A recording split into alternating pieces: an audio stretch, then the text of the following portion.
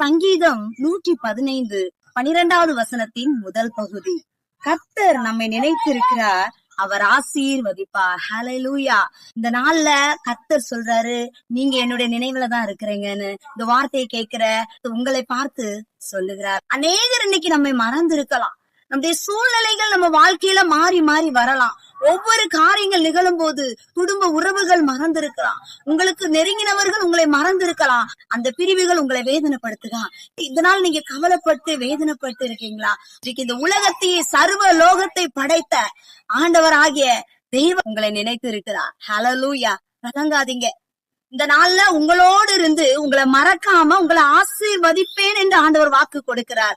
எல்லாரும் மறந்துட்டாங்கன்னு கவலையோடு அழுது கொண்டிருப்பீங்கன்னா, கர்த்தர் உங்களை நினைத்திருக்கிறார் என்கிற இந்த நற்செய்தி உங்களை நோக்கி வருகிறது. இந்த நற்செய்தியை கேட்டு கர்த்தர் உங்களை பலப்படுத்துகிறார். சோர்ந்து போகாதீங்க. கர்த்தர் உங்களை ஆசீர்வதிப்பார். God bless you.